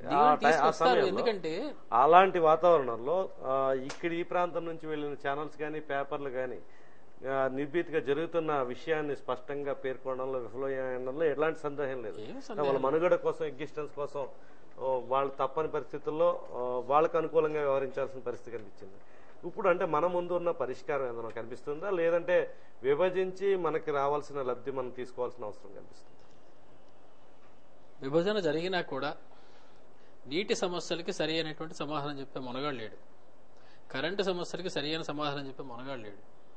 ఈ సమస్యలు ఇంకా పెరుగుతాయి తప్ప తగ్గవు. ఏదైనా ఒక మార్గాన్ని ఎంచుకుని ఒక పని చేయడం ద్వారా 10 కొత్త సమస్యలు ఎదురవుతున్నాయంటే ఆ పని చేయడం మానేయడం కన్నా ఉత్తమమైనది ఇంకోటి లేదు. Status quo anti. ఇదివరకు ఎలా ఉందో ఆంధ్రప్రదేశ్ అలాగే ఉండాలి, దాన్ని మార్చడం కానీ విభజించడం కానీ కొత్తగా చేయడం కానీ ఏమీ అవసరం లేదు. అనేటువంటి దృఢమైనటువంటి నిర్ణయం మన రాజకీయ నాయకులు, మన ఎంపీలో, మన ఎమ్మెల్యేలో కనుక వచ్చినట్టుంటే డెఫినెట్గా ఇది తప్పకుండా జరుగుతుంది. అలాంటిదైనా కనిపిస్తుంది. అలాంటివి కనిపిస్తుంటే మనకి చాలా కనిపిస్తున్నాయి. ప్రతిరోజు మీడియాలో చూస్తుంటే రకరకాలు కనిపిస్తున్నాయి. ఒక క్షణంలో అందరూ కలిసిపోయి చేస్తున్నారేమో అనిపిస్తుంది. మరు క్షణంలో వాడు వచ్చి చంద్రబాబు నాయుడు తిడతారు, లేకపోతే జగన్ గారిని తిడతారు, లేకపోతే మరొకళ్ళు తిడతారు. ఇంతవరకు అందరూ కలిసి సమైక్యంగా ఉంటామనే మాట చెప్పినటువంటి పరిస్థితే లేదు.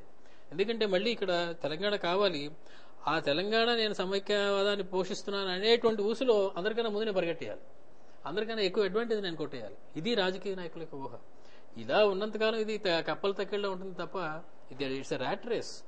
మళ్ళీ ఇంకోసారి ఎలక్షన్లో నేను మినిస్టర్ అయిపోవాలి, నేను చీఫ్ మినిస్టర్ అయిపోవాలి, లేదా ఎమ్మెల్యే అయిపోవాలి, ఏదో ఒక అయిపోవాలి, ఇది ఒకటే నా జయం అయినప్పుడు ప్రజలకి ఏమీ న్యాయం జరగదండి. అందుకే నేను అంటున్నాను, నిజంగా మనం ప్రజాస్వామ్యంలో ఉన్నావా లేదా అన్నది డౌట్ పడవలసినటువంటి అవసరం వస్తాం.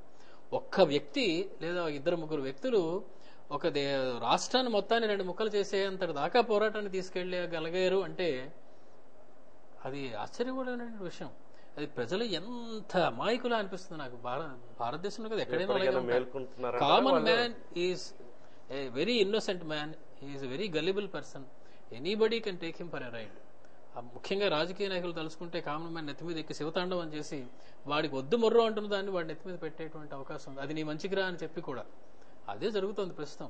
అలా జరగకుండా ఉండాలి అంటే విజ్ఞత గల వాళ్ళందరూ కూడా ముందుకు రావాలి. ముఖ్యంగా నేను అనుకుంటాను లాయర్లు ముందుకు రావాలి. కారణం వాళ్ళకి ఇందులో ఉన్న లొసుగులన్నీ వాళ్ళకి తెలుసు. రాజ్యాంగంలో ఏముందో వాళ్ళకి ఆనాటి నుంచి బిల్లు, విభజన బిల్లు తెర మీదకి వచ్చిన దగ్గర నుంచి ఈ రోజు వరకు కూడా వాళ్ళు స్ట్రైక్ లో ఉన్నారు. అది చాలా ఆనందపడవలసిన విషయం. ఏ ప్రొఫెషన్ వాళ్ళు చేయనంత అన్ని రోజులు వాళ్ళు చేశారు. కానీ ఒక్కటి మాత్రం నాకు అనిపిస్తుంది, అన్నాళ్ళు వాళ్ళు చేయడం వల్ల ఎవరికైనా ఏదైనా నష్టం కలిగిందా? అటు ప్రభుత్వం వైపు కానీ, ఇటు సామాన్య మానవుడు కానీ, అలా కోర్టులు మూసేసినందువల్ల మేము కొంపలు అంటుకుపోయి బాబోయ్ మాకు అనుకున్నటువంటి వాళ్ళు ఎంతమంది ఉన్నారు. నిజంగా అదే జరుగుంటే ఇన్నాళ్ళు వాళ్ళు స్ట్రైక్ జరుగుతున్నది రేపో మాపో కాలాఫ్ కూడా చేసే పరిస్థితి వచ్చింది. ఏమిటి ఇన్నాళ్ళు చేసి వితౌట్ ఈవెన్ స్పేస్ సేవింగ్, కనీసం ఏదో ఇది సాధించాం పలానా కారణం వల్ల మేము మానేస్తున్నామని చెప్పడానికి కూడా లేకుండా, ఏమీ లేకుండా కామ్గా మళ్ళీ మానేసి వాళ్ళ డ్యూటీలో వాళ్ళు చేరవలసినటువంటి పరిస్థితి ఇంకా రాబోతోంది. అది చాలా దురదృష్టకరమైనటువంటి విషయం. ఇన్నాళ్ళు చేసినందుకైనా నేను అనుకోవడం, ఇప్పుడైనా సరే తక్కిన వాళ్ళని మళ్ళీ మేలుకొలిపి మళ్ళీ ఒకసారి ఉద్యమంలో తీసుకొచ్చి మళ్ళీ మొదటి సమైక్యాంధ్ర ఉద్యమం నాడు ఎలాగందరూ రోడ్లు ఎక్కామో మళ్ళీ ఒకసారి ఎక్కవలసిన అవసరం ఉంది. లాయర్ల మీద జాలితో అయినా సరే మనం ఆ పని చేసి వాళ్ళ మీ వెనకాల మేము ఉన్నామని మనం చూపించగలగాలి. అది చేయగలిగితే డెఫినెట్గా మళ్ళీ ఇంకొకసారి ఆలోచించవలసిన వాళ్ళు. ఈ డెసిషన్లు అన్ని తప్పు, సమైక్యం లేదు, ఆంధ్ర లేదు, ఒకటే ఆంధ్రప్రదేశ్, భారతదేశంలో ఇన్నే రాష్ట్రాలు ఉంటాయి, ఇంతకనే పెంచడానికి వీలు లేదు అని చెప్పి ఒక నిర్ణయం తీసుకున్నట్లయితే ప్రశాంతంగా హాయిగా మళ్ళీ పూర్వ పరిస్థితులతో అందరూ హాయిగానే ఉంటారు, ఏమీ కొంపలు అంటూ పోలేదు. ఓకే, మళ్ళీ మీరు చెప్పండి ప్రసాద్ గారు. ఇప్పుడు దేశ విభజనకి దారితీసే నిర్ణయం జరిగిందని చాలా మంది మేధావులు ఆందోళన వ్యక్తం చేస్తున్నారు. ఇలాంటి నిర్ణయం వల్ల రేపు దక్షిణాది రాష్ట్రాలు వేరుగా విడిపోయే అవకాశాలు కూడా కనిపిస్తున్నాయి అనేసి, దేశ 2వ రాజధానిగా హైదరాబాద్ను పెట్టాలని డాక్టర్ బాబాసాహెబ్ అంబేద్కర్ ఇదివరకు గతంలో సూచించని చెప్పి దాని మీద కూడా పెద్దగా చర్చ జరగట్లేదు అసెంబ్లీలో. ప్రస్తుత స్థితిలో ఈ సమస్య నుంచి గట్టెక్కించడానికి మీ దగ్గర ఉన్న పరిష్కారం వస్తేనండి, అది నేను చెప్పినట్టుగానే చాలా లేట్ అయిపోయాం మనం ఏదైనా తీసుకునే టైంలో. ఇప్పుడు ఏంటంటే అట్లీస్ట్ ప్రాక్టికల్గా మనం ఎలా దీన్ని గట్టెక్కాలంతే. రేపు పొద్దున్న ఎకానమీ చాలా డౌన్ అయిపోద్ది, ఇంకా జీతాలు ఇవ్వడం అవకాశం ఉండదు. సో వన్స్ అంటే మాలా ప్రైవేట్గా ఉండే వాళ్ళకి అది సమస్య కాదు. ఎంప్లాయీస్ పరిస్థితి ఏంటి, రేపు పొద్దున్న స్టూడెంట్స్ కాలేజెస్ సీట్ల పరిస్థితి ఏంటి, లేకపోతే పెన్షన్స్ ఎంప్లాయీస్ పెన్షన్స్ పరిస్థితి ఏంటి, ఇవన్నీ చాలా ఇష్యూస్గా మారిపోతాయి. సో దీనికి ఫస్ట్ ఒక సొల్యూషన్ ఎత్తుక్కోవాలి మనం. ఆ సొల్యూషన్ చెప్పే నాయకుడు అసలు కనపట్లేదు మనకి. ఎంతసేపు రోజు ఏదో ఫైటింగ్ జరుగుతుంది, వస్తా రాదా, సార్ కావాలన్నారు. నేనే ప్రాక్టికల్గా అయితే ఇంక వదిలేద్దామంటాను, leave forget Telangana, we'll again start up, పైకి వెళ్ళిపోతూ ఉంటాం. మళ్ళీ నాకు ఒక సొల్యూషన్ చూపించే నాయకుడు కావాలి, ఒక ఛానల్ చూపించే నాయకుడు కావాలి. సో అది ఆ విధంగా ఆలోచించాలంటాను తప్ప నేను ఇంకా ఇది ఇప్పుడు నెవర్ ఎండింగ్ స్టోరీ. నిజంగా ఇప్పుడు మీరు ప్రొలాంగ్ చేసినా సరే ఇంకా ప్రొలాంగ్ అవుతాను. ఇన్స్టెబిలిటీ సార్ అంటే ఇండస్ట్రియల్ రావు, ఇన్వెస్ట్మెంట్స్ రావు, ఎకానమీ గ్రో అవ్వదు, మనం వెనక్కి వెళ్ళిపోతాం తప్ప కలిసి ఉన్నా విడిపోయినా ముందుకెళ్ళదు. సో ఫార్మింగ్ సొల్యూషన్ ఇంకా ఎకానమీ డెవలప్ చేసుకోవడం వల్ల ఎవరికాళ్ళు మనం డెఫినెట్గా డిసడ్వాంటేజ్కి వెళ్ళాం, నష్టపోయిన అనుమానం లేదు దాంట్లో. కానీ దానికి పరిష్కారం ఏంటి చేసేది ఏం లేదు. డివైడ్ అండ్ రూల్ పాలసీ చూస్తే బ్రిటిష్ కట్టే బ్రిడ్జ్, అది మనం కట్టుకున్న బ్రిడ్జ్. డివైడ్ అండ్ రూల్ పాలసీతో వాళ్ళు మన దేశానికి ఆక్రమించారు. Same policy today divide and rule, ప్రతి దాన్ని డివైడ్ చేశారు మనని, and they are ruling. It's simple concept. So ఆ రోజు మనం ఎలా ఉన్నాం, మన సైకాలజీ బై బ్రిటిష్ రూల్ ఈ రోజుకి అలాగే ఉన్నాం మనం. సో ఆ డివైడ్ రూల్లో మనం బానిసలు అయిపోయాం. వెరీ స్ట్రైట్ ఫార్వర్డ్ ఈక్వేషన్ అది. సో మరి మనం రియలైజ్ అవుతున్నావా అంటే సిగ్నల్స్ వస్తున్నాయి అక్కడక్కడ. మొన్న ఢిల్లీలో జరిగింది అమేజింగ్ ఫీట్ అది. Okay, just a party came to good success. So ప్రజలు థింక్ చేయాలి, కామన్ మ్యాన్ థింక్ చేయాలి అన్ని ఇష్యూస్ని. అంటే మనం ఇటు వెళ్తున్నాం, మన నాయకులు మనం ఇటు తీసుకెళ్తున్నారు. ఒక సెన్సిబుల్ లీడరే ఈరోజు కరువు అయిపోయాడు మార్కెట్లో. సో సెన్సిబుల్ లీడర్ వస్తాడా, పుడతాడా, ఒక పుట్టినాడు ఎవడ మారతాడా, మారినాడు ఒక పాలసీ తీసుకొచ్చి ముందుకు వెళ్తాడా? వెళ్తే డెఫినెట్గా ఇంటలెక్చువల్సే కాదు, కామన్ మ్యాన్ కూడా దాన్ని ఆలోచించాలి, దాన్ని ముందుకెళ్ళాలి. ఏదో ఈ రోజు రాజకీయాలు పోలరైజేషన్ కులాలు బట్టి, క్యాస్ట్ బట్టి, రకరకాల రిలీజన్స్ బట్టి అయిపోయినాయి. అది వెరీ రాంగ్. అది ఓకే, ఒక ప్రాపర్ ఛానల్ ముందుకెళ్ళగలిగితే ఏమైనా ఫ్యూచర్ ఉంటుంది. లేకపోతే మళ్ళీ మనం పూర్తి వెళ్ళిపోయిన కాలంలో మళ్ళీ వెనక్కి వెళ్ళిపోతాం. It's over, stories over. Sai గారు, మీ దగ్గర ఎలాంటి సొల్యూషన్ ఉంది ప్రస్తుతం ఈ సమస్య నుంచి గట్టెక్కి రాష్ట్ర విభజన ఆగాలి అంటే? రాష్ట్ర విభజన ఆగాలంటే ముందు పొలిటీషియన్స్ అంతా ఎంపీ సీట్లు కానీ ఎమ్మెల్యే సీట్లు కానీ రిజైన్ చేసి ఉద్యమంలోకి రావాలండి. ఇప్పుడు రావడం వల్ల ఉపయోగం ఉంది? ఇంకెంతకన్నా ఇంకా దారి లేదండి. లేదంటే ఎన్జిఓలు చేసి వాళ్ళకి కాళ్ళు పీకుతున్నాయి. మన ఆర్టీసీ వాళ్ళకి డాక్టర్స్ తరఫున కొంత కలెక్ట్ చేసి ఇచ్చాం. ఎన్నాళ్ళు ఎవరిని ఎలా సపోర్ట్ చేయగలరు? ఫస్ట్. సెకండ్, మనం ఉద్యమాలు చేయడం వల్ల మనమే నష్టపోతుంది తప్ప సెంట్రల్ గవర్నమెంట్ కానీ బయట తెలంగాణ వాళ్ళకి కానీ వాళ్ళకి ఇంపాక్ట్ ఏం లేదండి. సో మనం ఇప్పుడు డివైడ్ అవ్వటం ఇన్వైటబుల్ అయితే మంచి కనీసం డివైడ్ అయిపోవటం, ఫ్యూచర్ గురించి ఆలోచించుకోవటం, అరవింద్ అన్నట్టు మనం ఎక్కడ ఇన్వెస్ట్ చేయాలి, మన పోర్ట్ఫోలియో ఏంటి, ఏ విధంగా ఇన్వెస్ట్ చేయాలి. అక్కడ చాలా మందికి బోర్డు ఆస్తులు ఉండిపోయినాయండి, ఎలా డిస్పోజ్ చేయాలి, అది ఇంకా పెద్ద ప్రాబ్లం. అక్కడ మనం ఇలా వెళ్ళి వచ్చి అమ్ముకొచ్చేయడానికి ఏం అవకాశం లేదు. కేవలం అసెంబ్లీలో చర్చ జరిగితే రాష్ట్ర విభజనకు పార్లమెంట్ వరకు వెళ్తుంది, ఇక్కడ సంబంధం లేదన్నదే న్యాయ నిపుణులు చెప్తున్న మాట. ఈ నేపథ్యంలో విభజన ఏ విధంగా ఆగే అవకాశం? నా ఉద్దేశంలో అన్లెస్ బెనాకిల్ జరిగి సుప్రీంకోర్టు ఇన్వాల్వ్ అయ్యి, సుప్రీంకోర్టు కూడా నాకు తెలిసటం డైరెక్ట్ చెప్పడం 2-3-4 ఇష్యూస్ ఉన్నాయి where supreme court can order government to go back with the decision. There loopholes in law కూడా. సో దాని గురించి వెయిట్ చేస్తానని నాకు ఒక లాయర్ ఫ్రెండ్స్ చెప్పారు. బట్ అలా దాని కోసం వెయిట్ చేస్తాను. మేబీ అది తాత్కాలికం అవుతుంది కానీ అంటే ఈ వివాదానికి పరిష్కారం నేను దాన్ని చెప్తున్నది నా పర్సనల్ ఒపీనియన్ చెప్పమంటే విభజన అన్నది అన్బయాస్ అంటారు, అది ఇంకా ఆగే ప్రసక్తి లేదనిపిస్తుంది. సో ఇప్పుడు నేను అన్నట్టు మనం అందరం చెప్పేది అదే, డివైడ్ అయిపోతుంది ఏం చేయాలి, డివైడ్ అయిపోతుంది ఏం చేయాలి. ఈ డే 1 అనుకుంటే మనం స్టార్ట్ చేయటం. ఎక్కడ ఉండాలి, let it be the capital anywhere. Capital ఉన్న చోట డెవలప్ చేయాలని రూల్ ఏం లేదండి. మనం డెవలప్ చేసుకుంటే క్యాపిటల్ అక్కడ వరకు వెళ్ళే అవకాశం లేదు. మనతో ఎందుకంటే రాయలసీమ నుంచి అంత రిసోర్స్ లేవు, పెట్టుబడి పెట్టిన అంత ఎక్స్ట్రాక్షన్ రాదు, అంత పెట్టుబడి పెట్టిన అంత పెరగదు అని హైదరాబాద్లో ఇన్వెస్ట్ చేశారు. అంతేగాని రాయలసీమ వాళ్ళకి డబ్బులు ఎక్కువైపోయి అక్కడ ఇన్వెస్ట్ చేయాలి, అలాగే కోస్తా వాళ్ళకి డబ్బులు ఎక్కువైపోయి ఇన్వెస్ట్ చేయాలి. ఇక్కడ భూమి 10 లక్షలు పెట్టుకుంటే 10 ఏళ్ళలో ₹1 కోటి అవుద్ది, ఇక్కడ కొంటే 10 లక్షలు 15 లక్షలు అవుద్ది, అంతే ₹1 కోటి అవ్వదు. అలా డెవలప్ చేసి మళ్ళీ మనం పెంచేసుకుని మళ్ళీ మనం ఆయన కొట్టుకుంటే అదే సైట్ నేను కొట్టున్నారుకోండి అలా పెంచాను తప్ప మన డబ్బులు ఎక్కువ ఉపయోగం మనం ఇక్కడ ఇంప్రూవ్ చేసుకోవాలనుకోలేదు. ఇప్పుడు అదే కాన్సెప్ట్ ఇప్పుడు వచ్చుంటే ఎవరికాళ్ళు డెవలప్ అయిపోతారండి. ఇప్పుడు మనకు తెలిసింది కదా, ఎప్పుడు ఎవరు ఎలా ఉంటారో తెలియదు. కర్నూలు రాజధాని పెట్టినా సరే ఎవరు కర్నూలులో రేపు ఇన్వెస్ట్ చేసే పరిస్థితి కనబట్లేదు. ఇప్పుడు ఎవరికాడు రాజమండ్రిలో మేము రాజమండ్రి ఇంప్రూవ్ చేసుకుంటాం, ఇక్కడ అది ఒక కిందకు మంచిదే. సో మనం ఎవరు ఇంకోళ్ళని ఇంప్రూవ్ చేసి వాళ్ళు పొమ్మన్నాక మనం బయట వచ్చి బాధపడే కంటే మనం కళ్ళు తెరిచి ఎవరైనా ఇంప్రూవ్ చేసుకోవటం, మన ఊళ్ళో పెద్ద కార్పొరేట్ హాస్పిటల్ కట్టుకోవటం, జనాన్ని అట్రాక్ట్ చేసుకోవటం. నా ఉద్దేశంలో మాత్రం డివిజన్ అది ఇన్వైటబుల్ లా అనిపిస్తుందండి. ఇవాళ కాకపోతే రేపైనా అయ్యవచ్చు, ఎల్లుండైనా. అరవింద్ గారు మీరే ఉంటారు, మీ దగ్గర సొల్యూషన్ ఉందా దీనికి సంబంధించి? దీనికి ప్రత్యేకించి వేరే సొల్యూషన్ ఏం లేదు. వాళ్ళు విభజించాలి అనుకుంటే యాక్సెప్ట్ చేయడం, మనం డెవలప్ చేసుకోవడం, అంతే. ఇంకా వేరే మార్గం ఏం లేదు. ఇప్పుడు ఎంతకాలం ఏంటంటే నోటిచ్చి ఓటు కొనగలం అన్నది ధీమాతో ఉన్న రాజకీయ నాయకులు ఉన్నంతకాలం ఇది తప్పదని. మన ఓటరు ఏంటంటే శాసించగలగాలని, నేను డబ్బు తీసుకోకుండా ఓటేస్తాను, ఆలోచించి విజ్ఞత ఉన్నవాడు వేస్తాను, వాడు నా తరపున మాట్లాడతాడు అక్కడ అన్నవాడికి ఓటేసిన రోజునే దీనికి మనం న్యాయం చేసుకున్నట్టు అవుతుందండి. ఓటు నమ్ముకున్నంత కాలం మన రాజకీయాల్లో మనకు ఆ రోజుతోటే ఓటేసిన మర్నాడు నుంచి మనకు ప్రమేయం వాళ్ళ చేతిలో పెట్టినట్టే, ఇంకా మనకు లేదు. అది ప్రజల్లో మార్పు రావాలి. ఈ రోజు కాదు, ఏ రోజునైనా సరే అది చేయగలిగితే గనక నోటు తీసుకోకుండా ఓటేసిన రోజునే వాళ్ళు ట్రాన్స్పరెంట్ గా పనిచేయగలుగుతారు, పారదర్శకత ఉంటుంది, భయపడతారు ఓటర్కి. మనం తప్పు చేస్తే రేపు మనం దిగాల్సి వస్తుందని భయపడి నిజాయితీగా కొంచెమైనా ఇప్పుడు ఉన్న దాని మీద సగమైన నిజాయితీ ఉంటే మనకి రిసోర్సెస్కి ఏం కొదవలేదండి. ఉన్న విషయం కూడా మనం గవర్నమెంట్ కట్టే ఫీజు కంటే ఆఫీసులు ఇచ్చే లంచాలు ఎక్కువ అండి. గవర్నమెంట్కి 10 రూపాయలు చలానా కడితే 1000 రూపాయలు లంచం ఇస్తున్నాం. అది రివర్స్ అయిన రోజుని ఈ రాష్ట్రాన్ని ఎవ్వరూ ఆపలేరని అంతగా అభివృద్ధి చెందుతుంది. ముఖ్యమైన మార్పు ఓటర్ ఆశయంలో రావాలి, తేడా రావాలి. మనల్ని కొనలేరు ఈ రాజకీయ నాయకులు అన్నది భయం వాళ్ళకి కల్పించాలి. ఎవరికి ఓటేస్తారు అన్నది వాళ్ళు డిసైడ్ చేస్తే దేశం బాగుపడుతుంది, రాష్ట్రం బాగుపడుతుంది, అందరం బాగుపడతాం. ఓకే, మళ్ళీ మీరు ప్రతాప్ గారు, కిరణ్ కుమార్ రెడ్డి చివరి బంతి ఇంకా వెయిటింగ్ లోనే ఉంది. ఆయన ఆ చివరి బంతి అన్నది కొత్త పార్టీ రూపంలో కొడతారంటారా? రుద్దుతున్నారా? కొత్త పార్టీ రూపంలో బయటపడే అవకాశం ఉందా? ఇప్పుడు అదే రాష్ట్రపతి గడువిస్తే పరిణామాలు మారుతాయి. అదే కొత్త పార్టీ వస్తే గణాంకాలు మారుతాయి. అదే పొత్తులు మారితే సీట్ల పంపకాలు మారుతాయి. ఈ మూడు లింక్ అయి ఉన్నాయి. ఇప్పుడు ఈ ఎలక్షన్ వచ్చే టైంకి ఒకవేళ నిజంగా విభజన అంటూ జరిగితే ఆంధ్రప్రదేశ్ని డెవలప్ చేసే నాయకుడు ఎవరు అని ఆలోచించి ఓట్లు వేయడానికి ప్రజలు వస్తారు.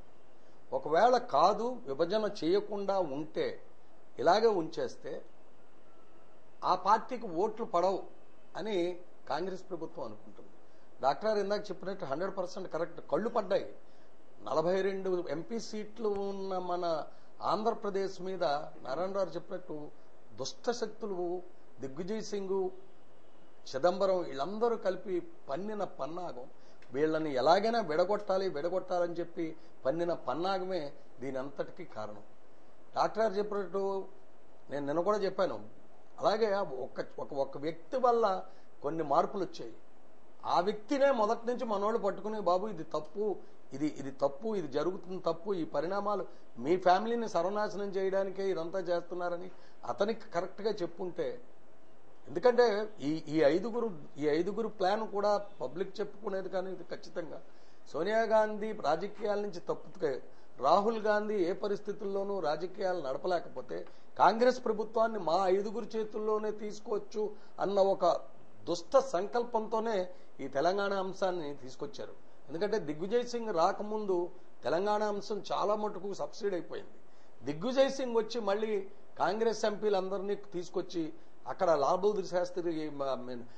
బహదూర్ స్టేడియంలో మీటింగ్ పెట్టి మళ్ళీ తెలంగాణ అంటూ రేవగొట్టి కేసీఆర్ని పిలిచి నువ్వు పార్టీ విలీనం చేయని చెప్పి జగన్ని పిలిచి కేసులు ఎంత కూడా జరిగిన గమ్మత్తుగా వాళ్ళు అనుకున్నది ఏంటంటే ఖచ్చితంగా ఈ ఎంపీలు వీళ్ళందరూ మనందరినీ నోరు ముగించేస్తారు, వీళ్ళు ఎలా చెప్తే అలాగ బొమ్మలాట కింద ఆడతాము అని అనుకుని దిగిపోయి ఇవాళ ఊబిలో పడిపోయి ఈ ఊబి నుంచి బయటకు రావడం ఎలాగా తెలియక ఈ నిందను తీసుకొచ్చి అందరి మీద వేసి ఊబిలో ప్రజలు పడ్డారంటారా, పార్టీలు పడ్డాయా?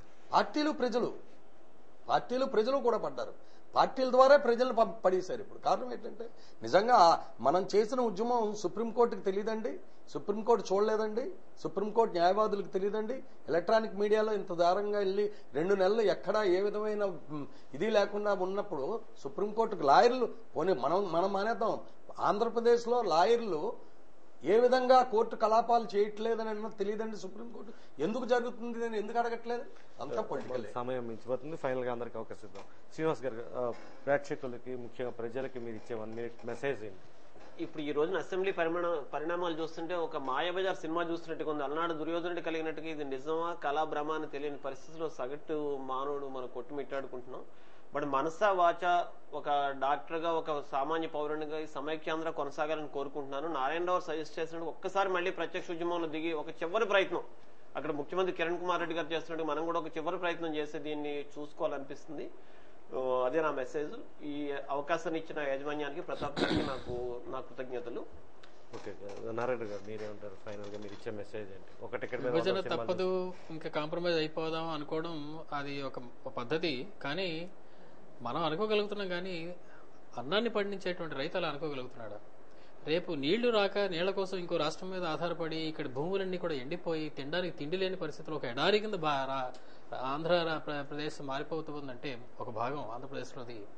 దానికి నేను సిద్ధంగా లేను. నాకు it's not acceptable at all to divide the state. Andhra Pradesh సమైక్యంగా ఉండడమే అన్ని ప్రాబ్లమ్స్ కి పరిష్కారం. డివైడ్ చేసి పరిష్కారాలు అనేవి రావు. ఇంపాసిబుల్ పరిష్కారాలు, చాలా పరిష్కరించలేని పరిష్కారాలే అన్ని. కాబట్టి డివైడ్ చేయకుండా ఉంచడమే ఉత్తమం. అలాగే జరగాలని నేను కోరుకుంటున్నాను. మీరేమంటారు? ఏదేమైనా సరే అది నాయకుల చేతిలో ఉందండి. సో ఈ రోజున కామన్ మ్యాన్ కానీ ఓటర్ కానీ ఇంటలెక్చువల్ కానీ ఓ ప్రాపర్గా ఆలోచించి నాయకుడిని ఎన్నుకోండి. ఎందుకంటే రేపొద్దు మన ఫ్యూచర్ వాళ్ళ చేతిలో ఉంది. మనం ఎంత డిస్కస్ చేసినా మన చేతులు ఏమీ లేదు. ఇక్కడ వెళ్ళిపోతే మన దారి మంది. సో నాయకుడు డిసిషన్ తీసుకోగలుగుతున్నాడు కనుక ఆయన చెప్పినట్టుగా 5 డిసిషన్ తీసుకున్నారు, మళ్ళీ ఒక 5 తయారవుతున్నారు. సో ఎలక్ట్ చేసే ముందు ఒక సెన్సిబుల్ నాయకుడిని, ఒక మాట నిలబడి నాయకుడు ఎన్నుకోండి. అట్లీస్ట్ ఫ్యూచర్ కొంచెం బెటర్ అవుతుంది, ఇంత దారుణం కాకపోయినా సరే. That is what I can suggest. సాయిగా మీరే ఉంటారు. ఇప్పుడు రాష్ట్రం విభజన జరుగుద్దా జరగద్దా అన్న సంగతి పక్కన పెడితే, ఇప్పుడు కామన్ మ్యాన్ ఏం ఆలోచించాలంటే జరిగితే మనకు ఒరిగిదేంటి, జరగకపోతే మనకు ఒరిగిదేంటి. సెకండ్, ఇది నెవర్ ఎండింగ్ ప్రాసెస్. ఎప్పుడు జరుగుద్దో మీరు అన్నట్టు ఎప్పుడు జరుగుద్దో లేదో తెలియదు. సో ఎవరి పనాలు చేసుకోండి, ఎన్ని చిన్న చిన్న విషయాలు పట్టించుకోవద్దు. డివిజన్ అయితే ఒక దండం, డివిజన్ అవ్వకపోతే 100 దండాలు. మీరంటారు ఇది అందరూ చెప్పినట్టుగా అల్టిమేట్గా రాజకీయ నాయకుడిపై ఆధారపడి ఉంటుంది. అటువంటిప్పుడు మనం ఎన్నుకునే రాజకీయ నాయకుడికి వాళ్ళ ప్రలోభాలకి లొంగిపోకుండా సరైన వాడిని ఎన్నుకుంటే అల్టిమేట్గా మనకి మంచి జరుగుతుందని ఆలోచన. ప్రతాప్ గారు మీరు ఇచ్చే ఫైనల్ విశ్లేషణ. విభజిస్తే జరిగే నష్టాలు, విభజించకపోతే కలిగే లాభాలు అనుకుంటే డాక్టర్ గారు చెప్పినట్టు నీటి వనరులు ముందు ఒకవేళ నిజంగా పక్కన కూర్చుంటే వైషమ్యాలు ఉంటాయంటే ఎన్ని రోజులు ఉండవు. ఇప్పుడు మనం దెబ్బలాడుకున్నా మళ్ళీ కలిసిపోయే పద్ధతుల్లోనే ఉన్నాం కాబట్టి సాధ్యమైనంత వరకు అంటే మళ్ళీ ఇంకొక నాయకుడు వచ్చి తెలంగాణ కావాలి అని అనకుండా ఇంకా దీన్ని ఇప్పుడుతో పులి స్టాప్ పెట్టేసి ఇంకా తెలంగాణ ఇష్యూ అంటూ రాదు, ఇంకా ఉత్తరోత్తర కూడా కేసీఆర్ లేకపోతే కేసీఆర్ కొడుకు వీళ్ళు వచ్చి మళ్ళీ మొదలు పెడతారో లేకపోతే ఇంకోళ్ళు మొదలు పెడతారో అని అనకుండా విభజించకుండా ఉండగలిగేలాగా ప్రభుత్వాలు చేయగలిగిన రోజున విభజించకుండా ఉండాలి. లేదంటే విభజించినప్పుడు కూడా సరైన మనకు ఖచ్చితంగా, ఎందుకంటే ఒకటే చిన్న మాట, నిన్న ఒక ఎమ్మెల్యే చెప్తున్నాడు పెన్షన్లు ఎలాగివ్వాలంటే బర్త్ ప్లేస్ బట్టి పెన్షన్లు ఇవ్వాలంట. ఇవాళ నిజంగా హైదరాబాద్ లో పుట్టినోళ్ళకి బర్త్ ప్లేస్ చెప్పిన ఎక్కడో రాజమండ్రిలో పుట్టినోడు హైదరాబాద్ లో వెళ్ళిపోయి ఆల్రెడీ ఉద్యోగం చేసి రిటైర్ అయిపోయి వాడు అక్కడ ఇల్లు కట్టుకుని అన్ని చేసుకున్నవాడికి రాజమండ్రి వచ్చేమని రాజమండ్రిలో పెన్షన్ ఇస్తారండి? మరి ఏం మాట్లాడుతున్నారో వాళ్ళకి తెలియట్లేదు. సో ఇవన్నీ ఒకసారి ఆలోచించి విభజన జరిగితే మంచిదా చెడ్డదా అన్నది, విభజిస్తే మనకు కావాల్సిన ఏంటి అన్నది ఆలోచించి చేయాలని. Thank you very much Pratap గారికి, కందుల సాయి గారికి, డాక్టర్ టీవీ నారాయణరావు గారికి, డాక్టర్ బొమ్మిరెడ్డి శ్రీనివాస్ గారికి, డాక్టర్ అశుతోష్ ప్రసాద్ గారికి, అదేవిధంగా డాక్టర్ అరవిందం గారికి అందరికీ కూడా ప్రత్యేకంగా ధన్యవాదాలు తెలియజేస్తూ, విభజించడం వల్ల తీవ్రమైన నష్టాలు ఉన్నాయి కాబట్టి ప్రజలు చైతన్యం చెంది వచ్చే ఎన్నికల్లో సరైన రీతిలో సరైన నాయకుల్ని ఎన్నుకుంటే, ఓటుని నోటికి అమ్ముకోకుండా వాళ్ళు వ్యవహరిస్తే విజ్ఞులైన నేతలు మనకి దక్కే అవకాశం ఉంది. వారి ద్వారా మనం అనుకున్నవి సాధించగలమని ఈ చర్చ అభిప్రాయం వ్యక్తం చేసింది. ఇక్కడికి వచ్చిన వీరందరికీ మరోసారి ధన్యవాదాలు తెలియజేస్తూ ఇంతటితో ఈ చర్చను ముగిస్తున్నాం. మరో అంశంలో మళ్ళీ కలుద్దాం. అంతవరకు సెలవు, నమస్కారం.